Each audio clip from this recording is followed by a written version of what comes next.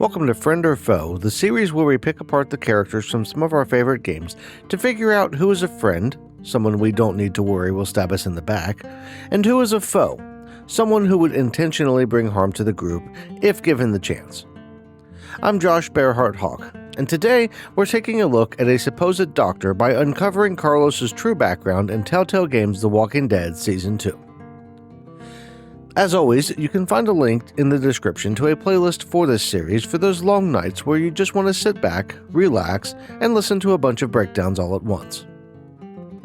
Carlos is a member of the Cabin Group and the father of Sarah in Telltale Games' The Walking Dead Season 2.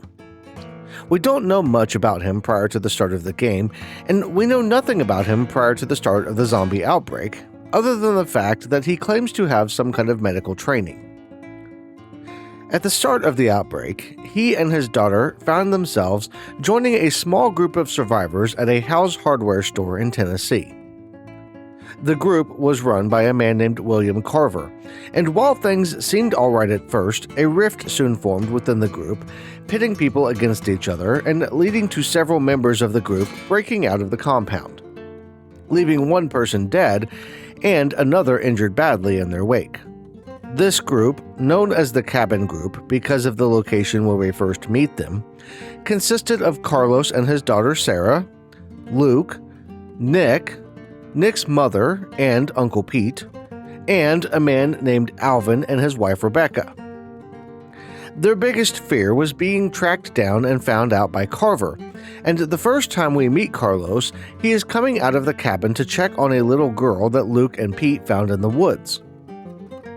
There's some worry that she might be with Carver, but she also has some kind of bite on her arm and she seems more scared than threatening. And this is where Carlos's medical training first comes into question. The girl's name is Clementine, and she claims a dog bit her before she found her way into the middle of a herd of zombies and collapsed from exhaustion. The typical call-out from this early interaction is that Carlos seems to stumble when trying to determine if the bite on Clem's arm is from a zombie or a dog. And while that is a valid criticism, I want to hone in on something else that's an even bigger red flag. After checking the bite and not being sure of its origin, Carlos suggests locking Clementine in the shed outside overnight and checking her in the morning to see if a fever has set in so that they can know for sure. This is about the absolute worst thing they could do, and anyone with even a modicum of medical training would know better. An open wound, especially larger wounds and those inflicted by animals, can become infected within hours and bring on a fever. Blood infections like sepsis can be deadly if not treated quickly with antibiotics, and cleaning and treating the wound sooner rather than later is the best way to prevent an infection.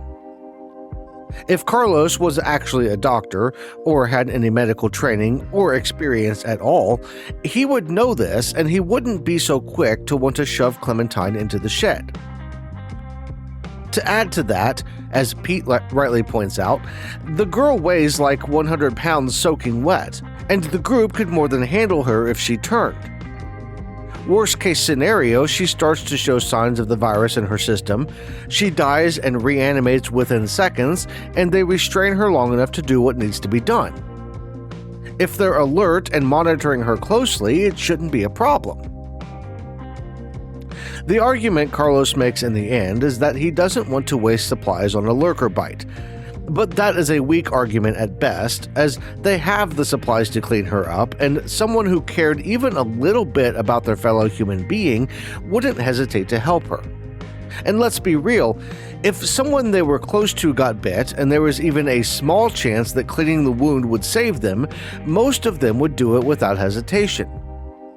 Swap Clementine and Sarah, and I'd be willing to bet big money that Carlos would use supplies, even if he knew for sure the bite came from a zombie. And keeping on the theme of Carlos and his medical credentials, or lack thereof, we'll fast forward just a bit because there is one other time his potential knowledge comes into play. After Kenny is beaten nearly to death by Carver, Carlos treats him and bandages his eye up, saying he did the best he could. But there is no way to tell how much damage was done until Kenny wakes up. At first blush, what he says sounds at least a little medical, and you might even say that he knew what he was talking about. But the reality is that he didn't really do much that anyone else couldn't have done. He cleaned the wound up and applied a bandage and probably something akin to an ice pack to help with the swelling, but otherwise he didn't really do anything of note. Now, you might be wondering why someone might lie about having a medical background in the zombie apocalypse. But it makes complete sense as a means of survival because anyone with medical experience would be highly valued in that situation. Even just having the ability to stay calm under pressure and learn on the fly could set you above someone else. And if Carlos had some basic knowledge of biology and could make up anything that sounded even remotely medical on the fly, he could move up in any group that he was a part of. That wouldn't help in some of the more severe situations like needing to perform surgery, but even then he could just say he was a general practitioner to explain why he wasn't able to perform something like that. Moving on from his supposed medical expertise, let's look at the other thing that defines Carlos's character: the fact that he's a dad. Carlos' daughter, Sarah, is one of those characters that can be difficult to pin down. It's been speculated that she may be on the autistic spectrum, though she also just may be very sheltered, as Carlos is very overprotective of her. From the first time we meet her, as she opens the door of the cabin to ask who Clementine is, it's clear that Carlos is doing everything in his power to keep the realities of the world from her. He tells her to go back inside, and later on he derides Clementine for talking to her and potentially exposing her to how things really are, because he insists that she would cease to function if she knew the truth. We don't see Carlos and Sarah interact a lot, as they are only in a handful of scenes together throughout the season. But when we do see them, he is usually comforting her or treating her like one might treat a scared toddler. That is to say that he's always reassuring her and trying to pretend like everything is okay, even when things are falling apart. This kind of dynamic isn't healthy, and hiding the realities of the world from Sarah is only doing harm to her in the long run and putting her at an even greater risk. He should be teaching her how to cope with the world and handle whatever situations might come her way instead of hiding things and sheltering her. Outside of pretending to be a doctor and trying to coddle his daughter, Carlos doesn't really have much else to offer. Even within the game, he barely sees a half hour of screen time, and most of that time is spent hanging out in the background as everyone else argues and moves around him. He does have his moments, but they're few and far between, and he would be completely forgettable if not for his supposed medical skills. He follows the group from the cabin as they flee Carver and make their way to the ski lodge, where they're eventually confronted and Carver breaks a couple of Carlos's fingers in an attempt to bring Rebecca out from hiding. There does seem to be a lot of animosity between Carlos and Carver, and when the pair meet at the ski lodge, Carlos spits in Carver's face. But the real reason for the hatred is never really explained. That's not really a knock on Carlos so much as it's a dig at the poor writing that plagued the season in general, but it's really a shame that we didn't get the chance to see or hear more about the history between Carlos and Carver, because I feel like there's a lot there to explore. Of the members of the group, Carlos seems to hold the biggest grudge against Carver overall, warning Clementine that he isn't to be trusted when it's revealed that Carver came by the cabin, and being the only one that Carver really assaults out of the group at the ski lodge.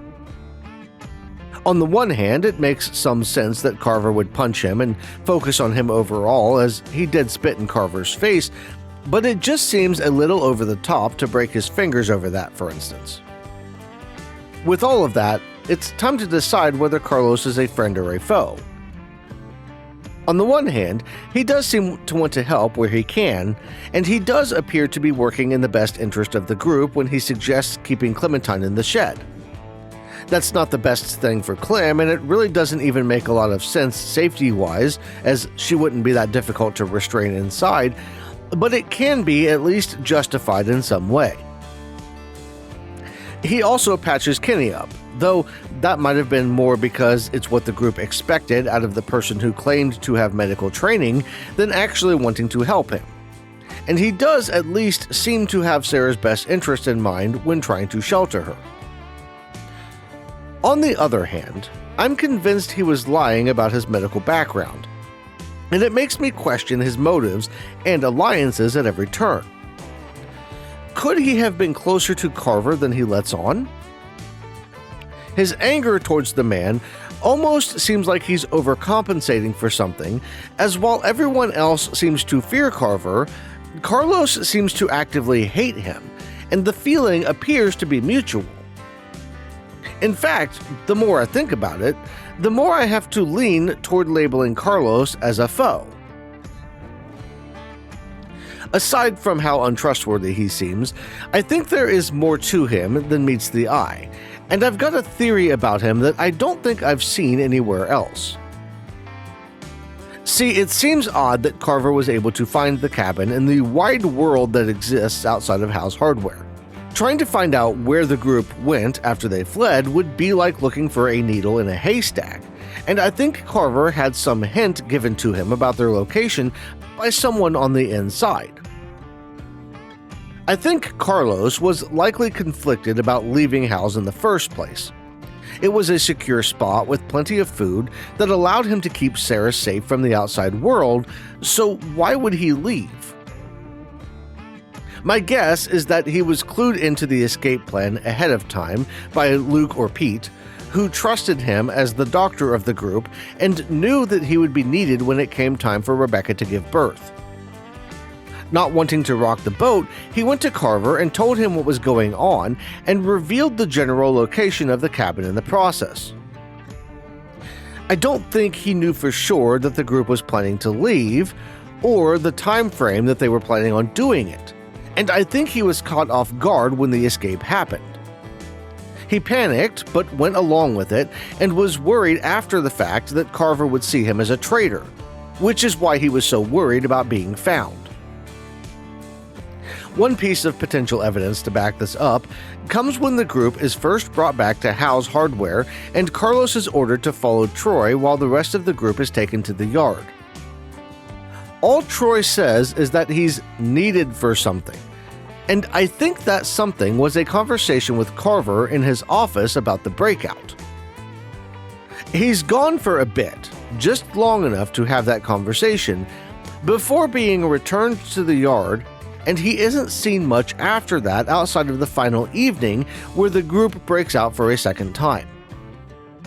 Now, there's a couple of holes I need to address here because, for one thing, the cabin the group is first found in appears to be one that they found rather than one that they knew would be there.